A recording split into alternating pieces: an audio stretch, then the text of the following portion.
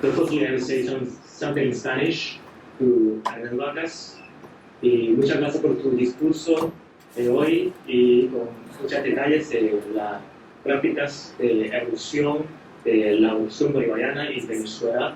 Y viajé, personalmente viajé en Venezuela en 2007, una década antes, y visité Mérida, la ciudad muy bellosa, y también me impresionó bastante las prácticas de la evolución bolivariana en Venezuela en aquella época, y también siempre sigo mi observación de la situación de este país. Ok, 现在我I will turn back to the English channel. I studied, I work in this Chinese Academy of Social Sciences and do Latin American studies. So I found this course very informative and full of local practice of Venezuela, which we cannot find in the mainstream media, such as CNN Spanish or something other China's so-called international website or international mainstream media. And Senor Hernandez Vargas, he gave us a rough description of this the late 20 years in Venezuela. What is the local democracy? What is the most important part of this experience of the local democracy, especially in the grassroots level? And also in the last part of his course, he also mentioned about this block and the enormous crisis happened in Venezuela. And I think his description proved again, in Venezuela, the most important things in the late 20 years is reinvention of democracy in this country. Because also in Chinese context, we can find a lot of accusement to Venezuela about this so-called populism of the situation in Venezuelan government. But actually, we can find that there's a lot of reinvention of this the channels, democratic channels in Venezuela. That's our most important part happen in this country. Compared to the situation of Argentina, and for example, the Kirchner government have a lot of practice also of the democratic, also, but under the framework of the Peronism.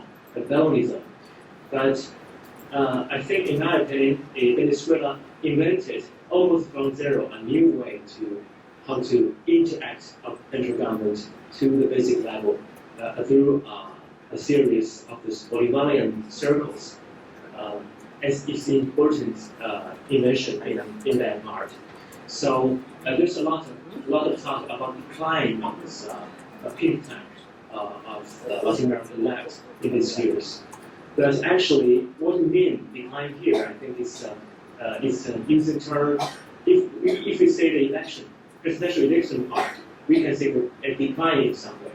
But in a positive way, I think the most important legacy of the late 20 years or 15 years of the new Latin America, the strength of democracy systems, the most important legacy in this process. And in this case of Venezuela, we can find that there's a lot of inventions of this grassroots and inventions of the people of popular democracy in Venezuela. So, yeah, I think this first part I want to put on the table.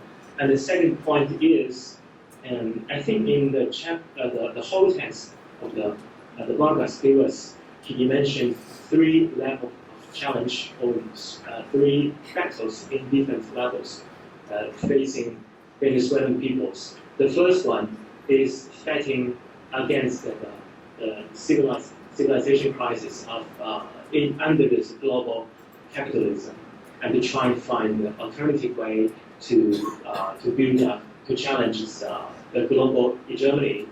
And the second battle is facing the blockade of the capitalism, Yankee imperialism capitalism, and trying to find a new way to independent, productive, the base, material base of the independence reproduction in Venezuela.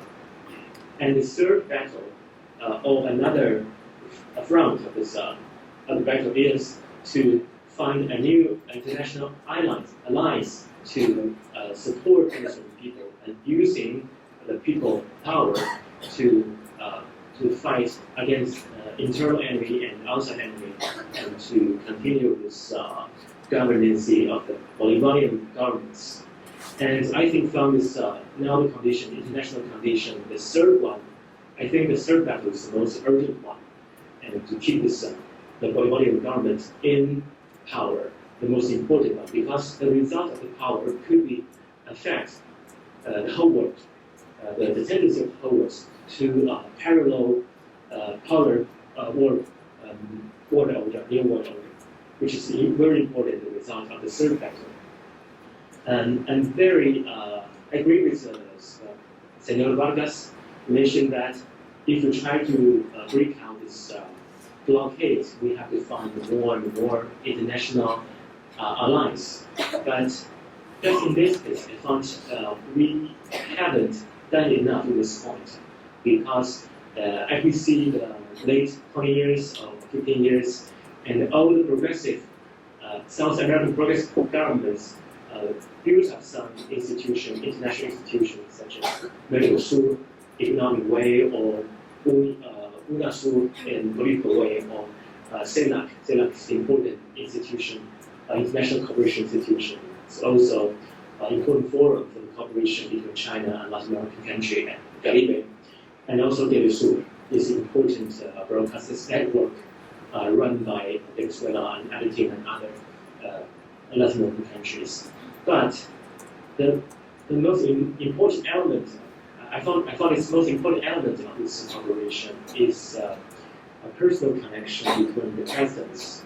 For example, the connection between Hugo Chavez and also Evo Morales and with Cristina Kirchner and so on. So we need a framework of cooperation in a political way, but actually in the long term, almost a decade, we cannot find it is materialized to a more economic way, or more, how to say, a grassroots way to do this international cooperation in South America.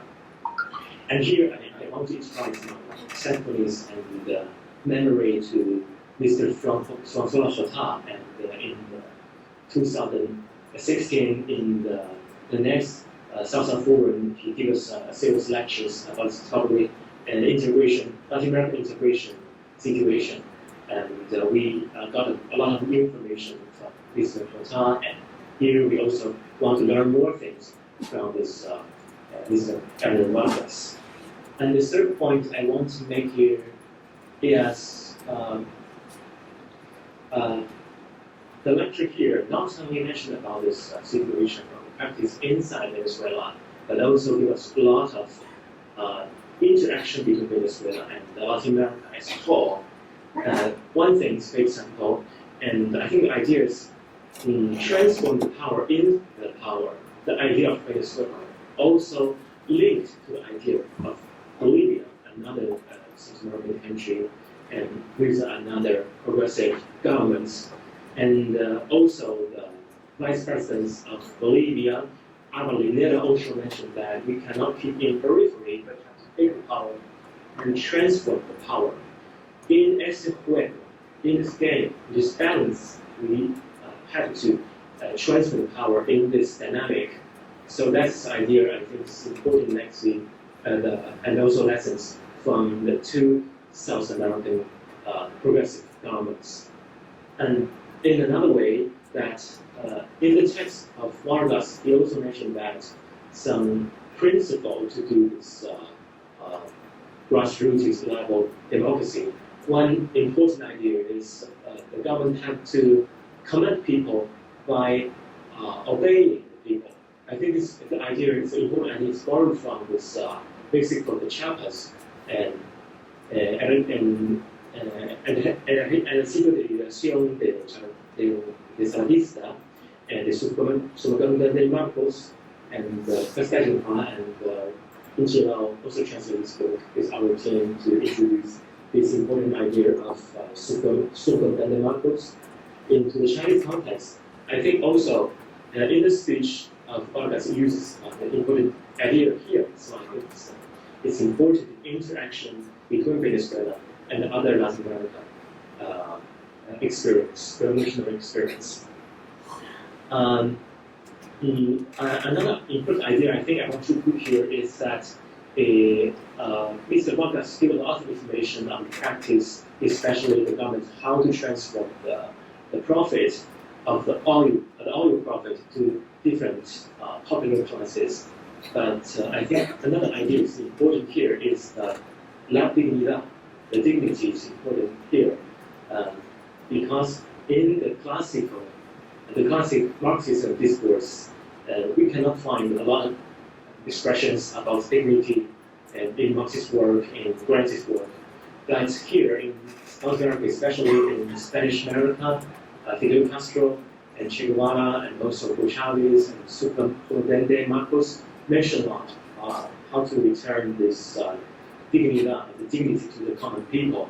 I think it's one of the important resources for this legitimacy of this progressive Venezuelan progressive government in the future. And here I also have two questions. One question is, in the last almost 4 years, 3 years, there's a lot of mentions about this Chinese presidency in South America, in Venezuela, and also a lot of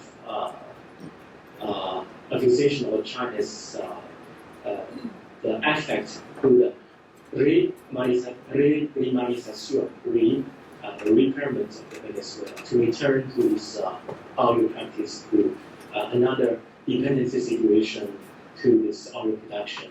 And I try to ask, what is the practice, the local practice, to change this very important development strategy in Venezuela? What is the effect of this common people in this decision-making process? The second question, you use a lot of this communal socialism, this idea, and communal, of course, it's important keywords here. And I think these keywords is more connected to the indigenous movement work, indigenous movement and the colonial thinking in Venezuela. In your whole text, you use a framework of Marxism because you use the capitalist civilization, you use the survival change, valor de cambio. But I noticed that you just noticed twice plus it in your text. And you almost never use proletariat and also some more classic Marxism terms here. I don't think it's a particular case, but it's a common thing in contemporary Latin American social movement. But it's also very common things in nowadays Latin American social thinking. For example, the work of Enrique Dussel. He also used communal socialism.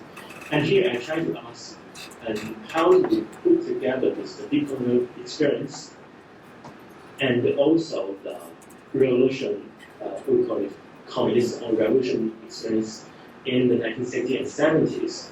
Is it possible that in the future there's two kind of experience and integrate together to think about this alternative way to playing out this Venezuela future or Latin America's future? Thank you. This is my comments and questions.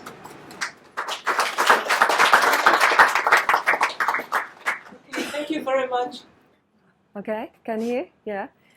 Thank you both for very stimulating and useful contributions. Neither of you really touched on it, but it was kind of there in the background. Could each of you actually just make a small comment on the? Could each of you? Sorry.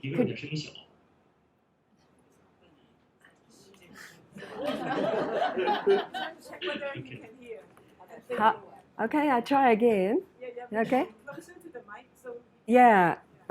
Okay. All right. All this technology here.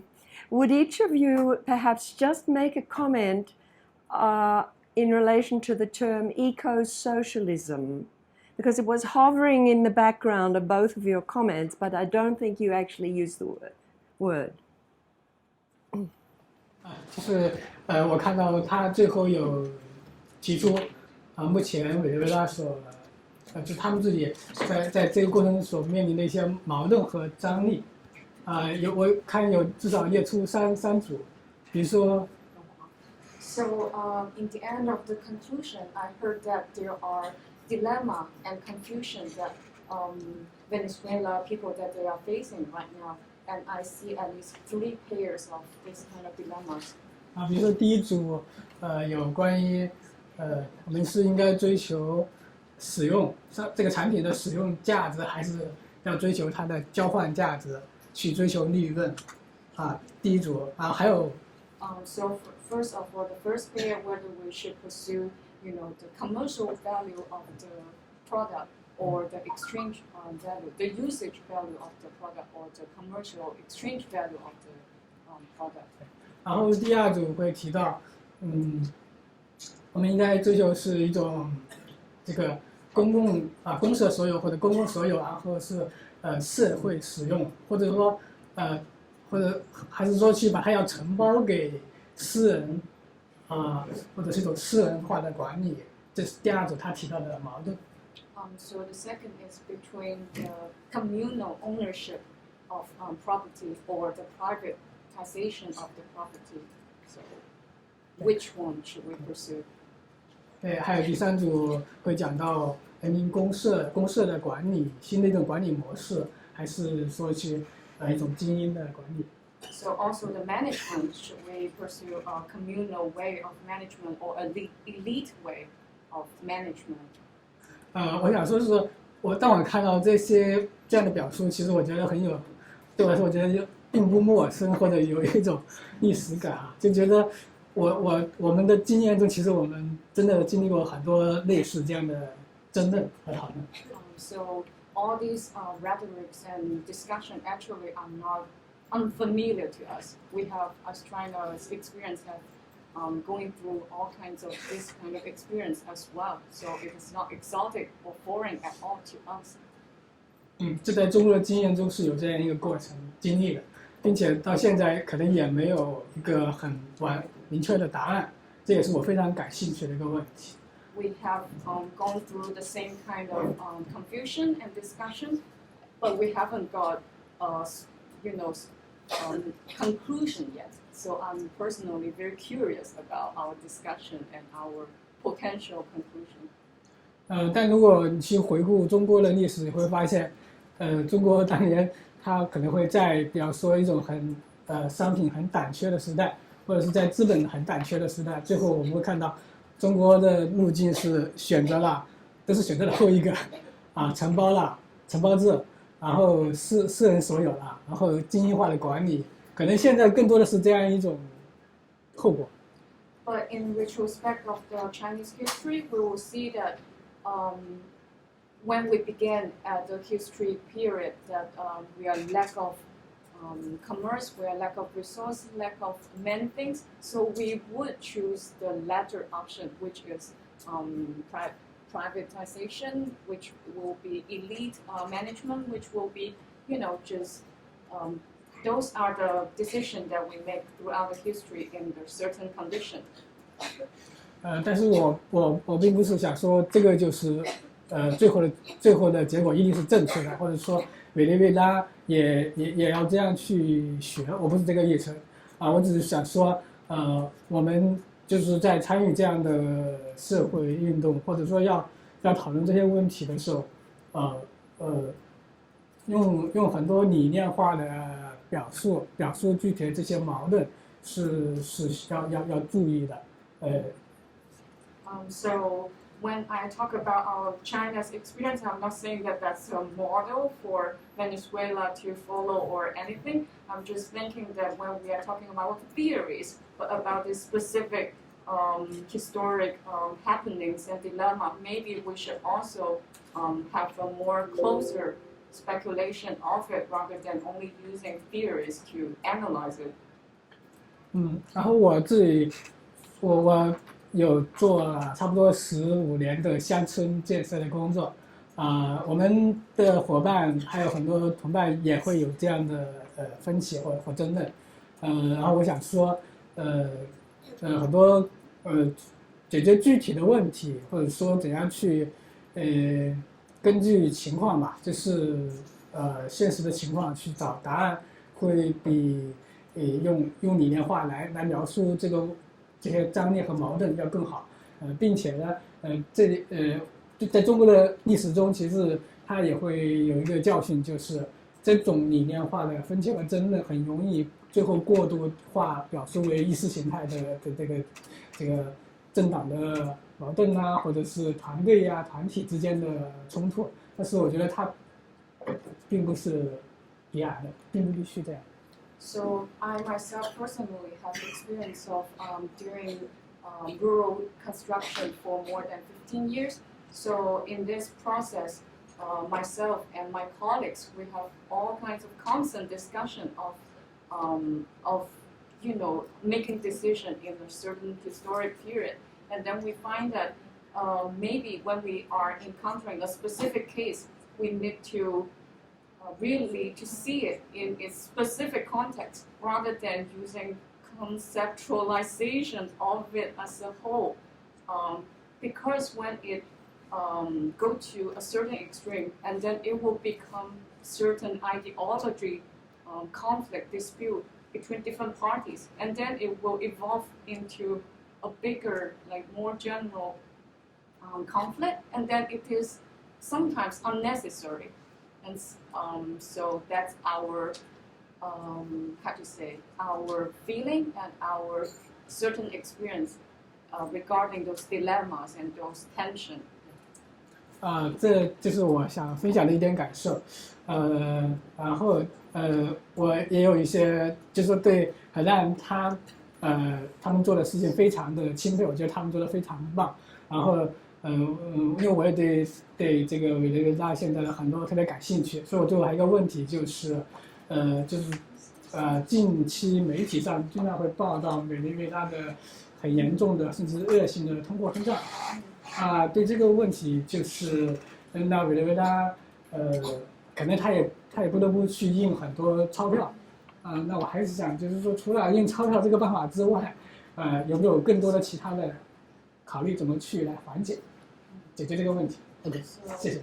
I really admire all the work that you and your colleagues have been doing in Venezuela. But then, according to the media, we also know that indeed Venezuela are facing serious economic problems.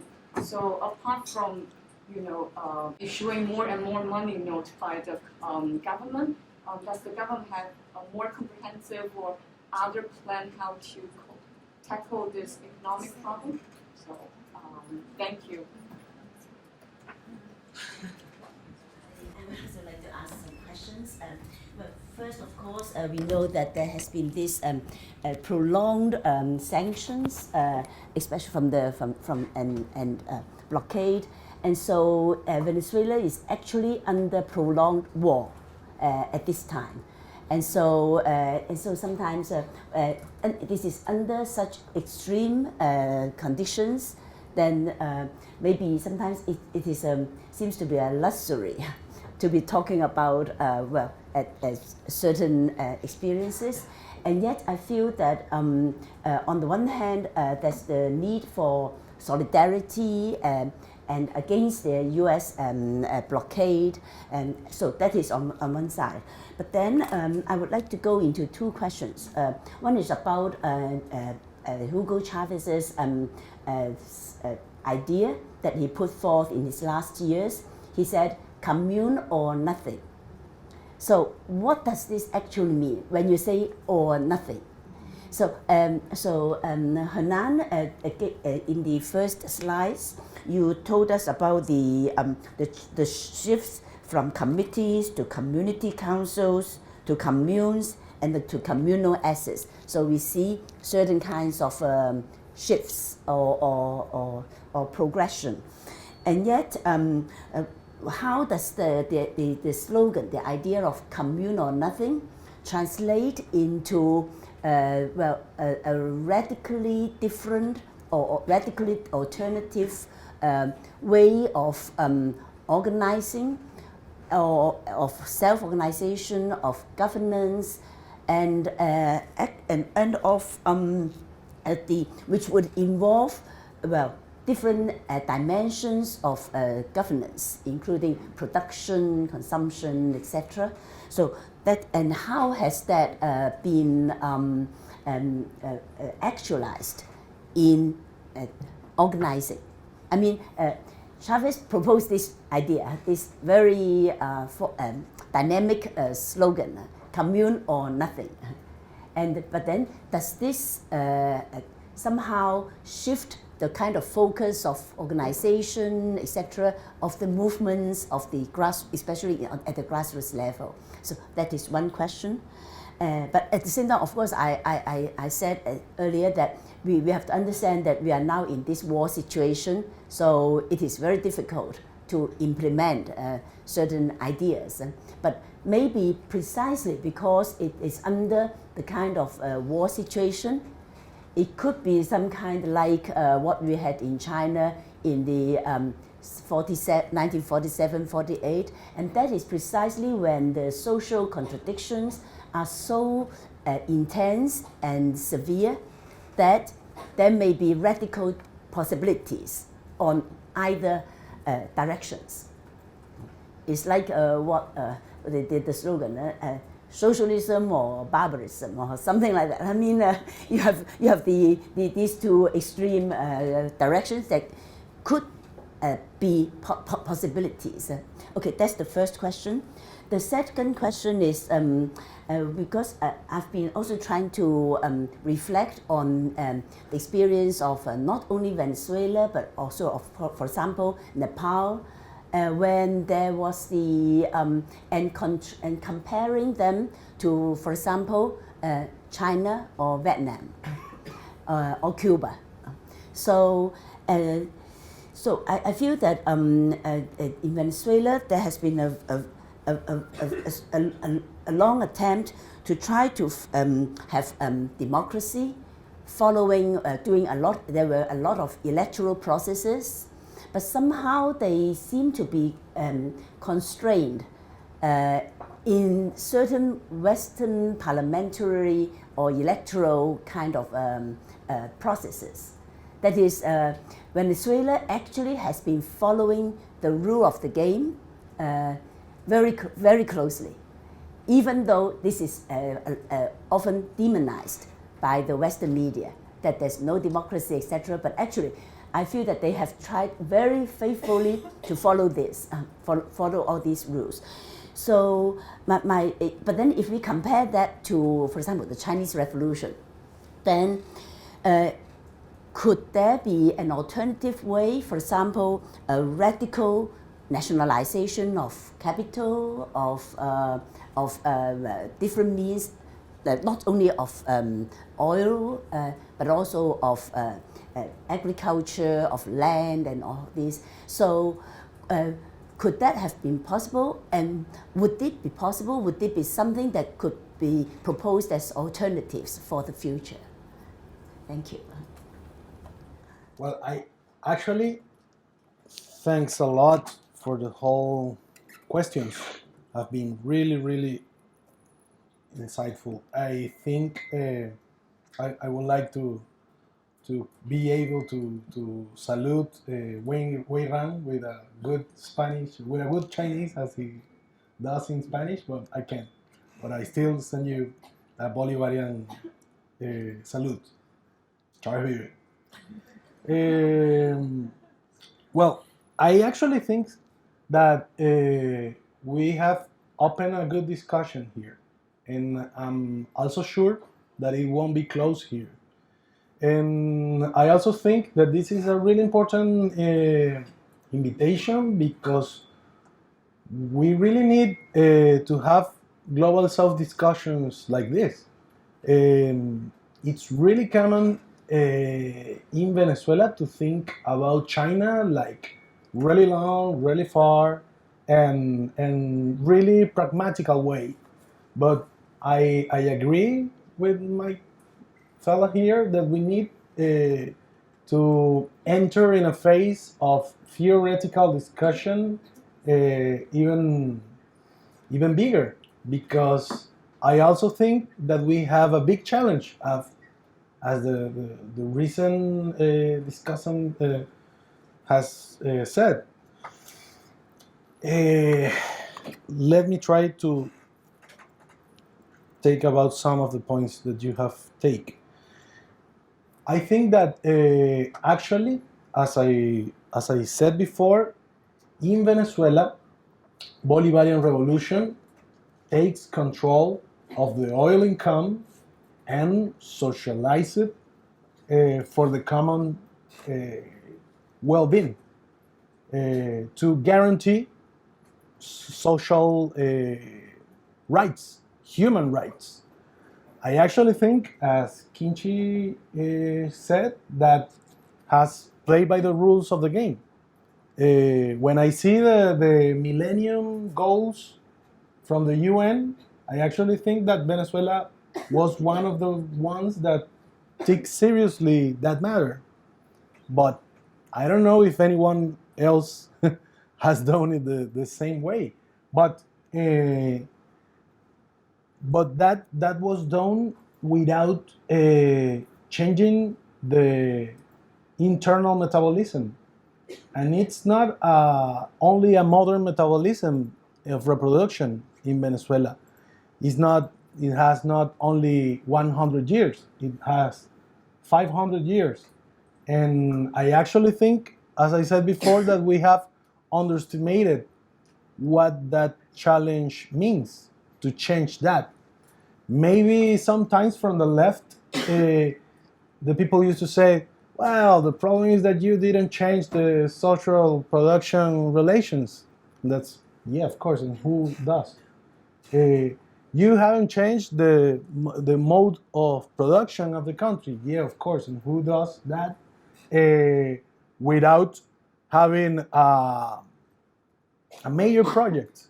I think that more of the discussions that we are saying here are for what we can call the different tendencies of left in the world, of left projects, because it's a common challenge.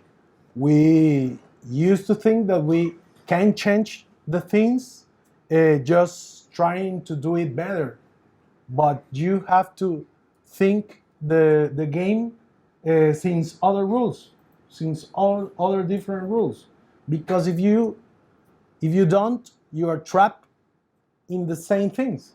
And you have to say, oh, you have economical growth, but have you actually changed the thing? Have you actually have control of your reproduction way for the nation, for the people?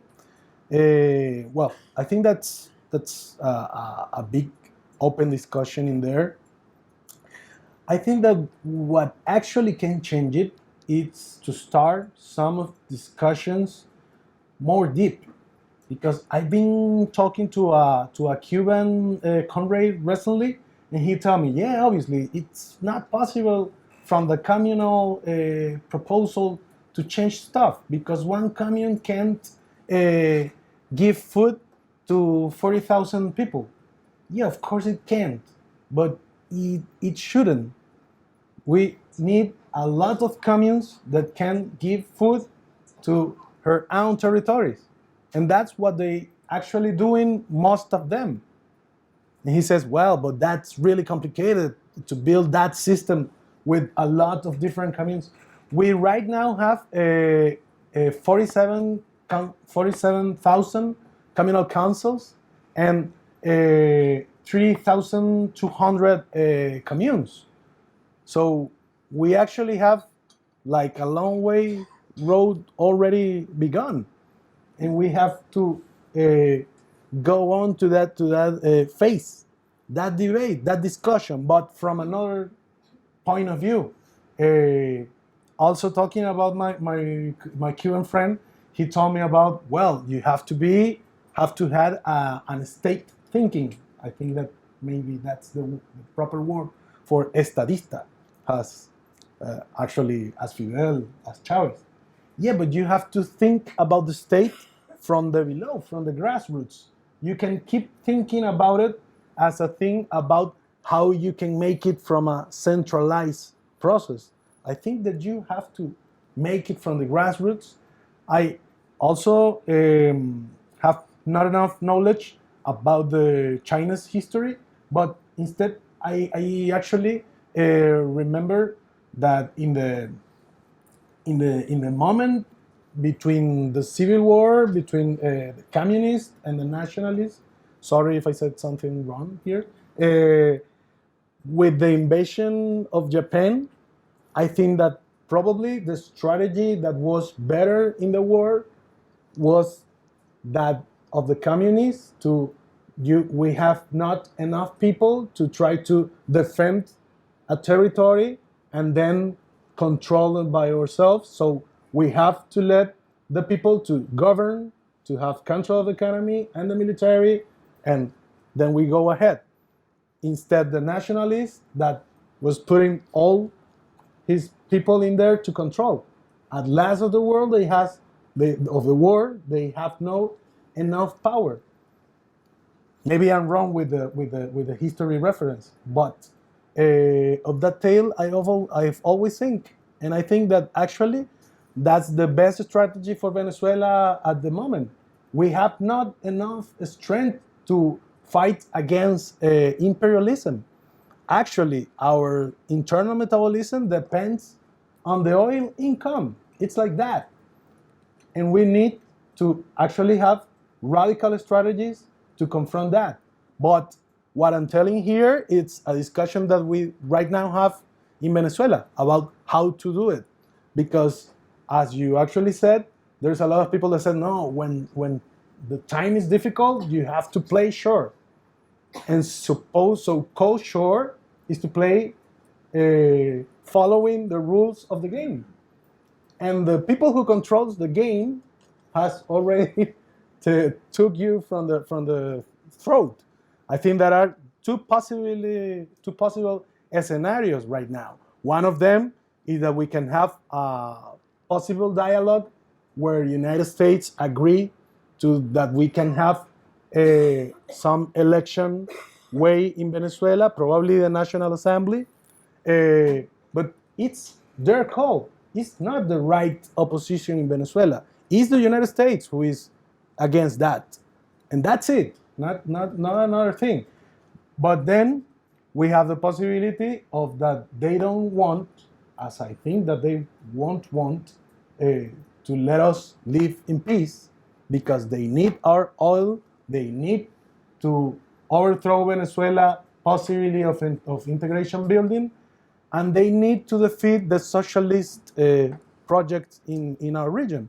But what I said is, in that scenario, what can we do? And I actually think that we don't have any other possibility than face with the communes that can produce, that can have some kind of reproduction. Well, what we have to say is that it won't be nice because it will be really difficult. We actually don't produce all the things that we need. And we actually consume some things that we don't need. You know, there are, like in Venezuela, I don't know if it happened here, but a lot of agricultural products that farmers grows, but then no one buy it. And the market takes them away. We have to change that also. And I think that that's really linked with the eco-socialist proposal. In our national program of development, the eco-socialism is like one of the fifth bases. There are three great goals in our national program. One is the independence, two is the socialism, three is the development of capacities of production, fourth is to contribute to a multilateral, multi-center poly world, when you have polycenters and multi-poles of power. And the fifth one is to do something to save the life in the planet. And that's it. And there is the eco-socialists put with all the letters, but it can be maybe empty if you don't put it in the center of the thing. I think that we need to struggle to assure the things that we need to live. And I think that's more or less the common challenge that we have right now. I think that the main mobilization and struggle process in the world are each more and more for defend and to protect life. I think that the big feminist mobilizations right now are to protect life together. I think that the mobilizations against agrotransgenics and the agro-industry is to protect life. And I think that what we are doing now in Venezuela, which is something that I want to comment because it is important, we have learned that the democracy, it's a dispute territory too. We have had to fight it every year since 1999. We had always, I don't know in which country do you have to always plan the electoral process to win with more than 10 points or 20 points. Because if that not happen, the United States is gonna say that it's fraud. We have always done that. And now with a blockade, and because they know that we can guarantee the well-living before, which is actually the modern Western way of living. And I think that we have to cut with that. That's one of the radical issues that I think we need to make. But that has been always a struggle in the streets. 1 week ago, we have a mobilization against one of the last sanctions of the United States that has been against the possibility that we have to import food, which are the claps. And there were 100,000 of us in the streets mobilizing against that, because we need to show the imperialism that we have the force to fight that fight. But for these challenges that we have discussed here, we need to also articulate the force to give that internal confrontation, because that's part of the internal contradictions between people who says it's the market, the one who will save us, is to play by the rules what will save us, and the one who says no, is by the communal way, which implies a different way of state, of self-governance. And also Chavez talked about that with all the letters too. He actually used to say that there's a really famous speech that I recommend to you that is called Golpe de Timón. I don't know what's the name, I think. It's when you shift the drive of the direction of the process. That was in 2012 when he speaks to the government cabinet and he says, it's not enough to guarantee the highway or the pipeline or the stuff. Where is the communes in there? Where is the people having social control of that? Where is the people self-managing that project? Where is the workers living better? Because that is a transformation in the territory. He actually quotes something from Mesaros, where he says that the socialism can be measured in the level that you start a real democracy with a love of social control and the direct self-management from the people, from the communities. And that's a discussion in some points in Venezuela that I really think that we need to do that, because we used to think that the revolution is a possibility when you have all the things in favor, and that's a lie. Actually, the necessity of build another society is because this one doesn't serve. It's not good. It's threatening the life, and it's a society that depends of develop and bully the other one with nuclear weapons and bully the women and have the woman as a trophy of war, and depends on a lot of social reproduction work that makes the woman mainly, and it's a world that depends on the migration and depends on wars, and that's the kind of world that we need to transform. I also think that in the matter of international relations, we need to make a big step, and I think that this is a contribution, as well as the International People's Assembly Initiative or ALBA movement initiative, that is that we need to make charge of the international alliances between grassroots, between movements, between people that struggles. We can't leave that only to the governments.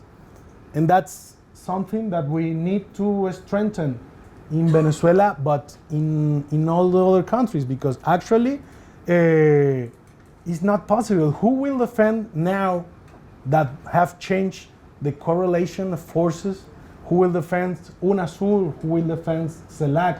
Who will defend the different tools that Weiran was mentioning before, if the people don't struggle for that? Oh, that international multilateral tool doesn't serve for the things that I need. Well, you have to struggle for that. It can be used for what we need, for what the people need, because actually that's the reason to build them. At least in the case of ALBA, UNASUR, SALLEH, that has been international initiatives that points to the necessity of have international tools. I think that actually in Latin America we have an interesting debate about what Weiran was talking. I didn't talk about the proletariat because in Venezuela it's really common that the left old school members used to say the thing here it's about the workers of the industry that unites, and I said we have no industries here, so who's gonna make the revolution then?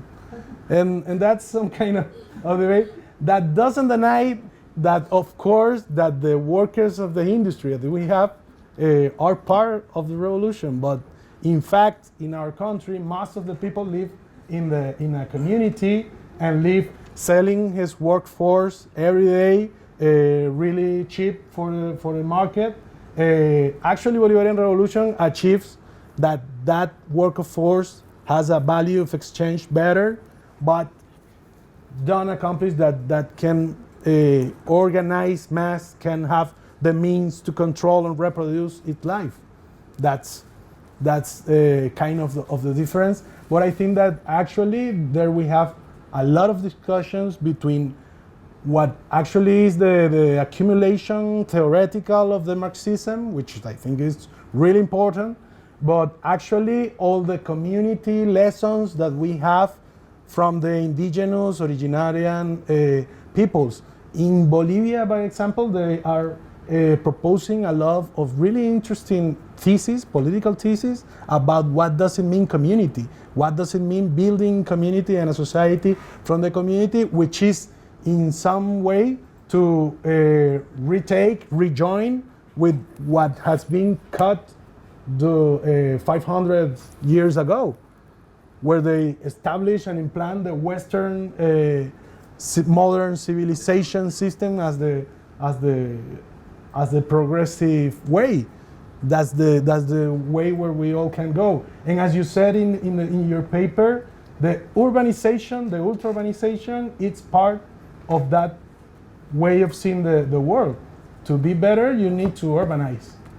To progress, you need to urbanize. And I think that model of urbanization is against the possibility of social reproduction, because that way of urbanization is against life. And I excuse myself if I said something that I don't really need to say, but it's what I think we saw in Hong Kong in some areas, as Kowloon and in other ones. It's a model of reproduction of capital against life. And I think that we actually have common theoretical things to debate there.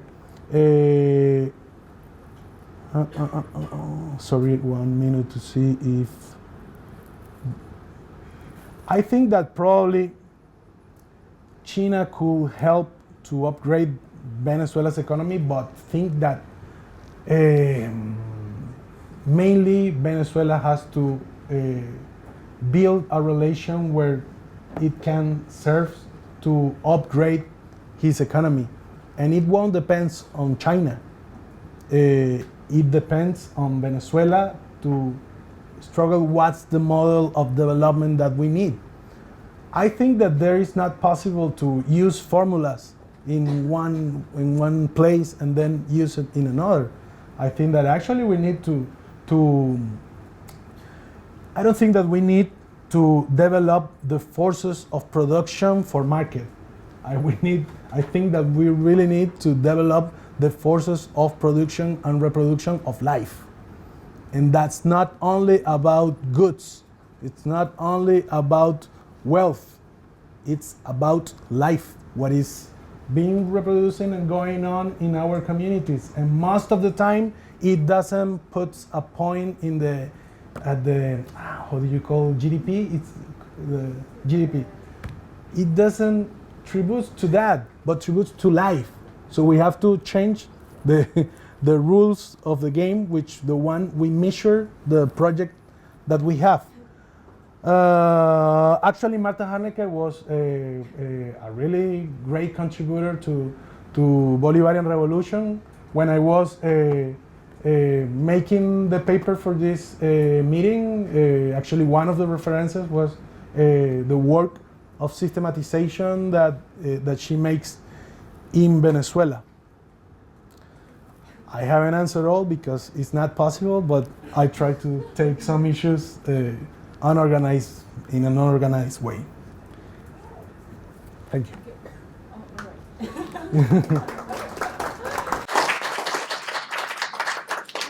So we can have we can end at around 6:25, so we can maybe have 7 minutes. So Weiran, I want to make a final comment. Yeah.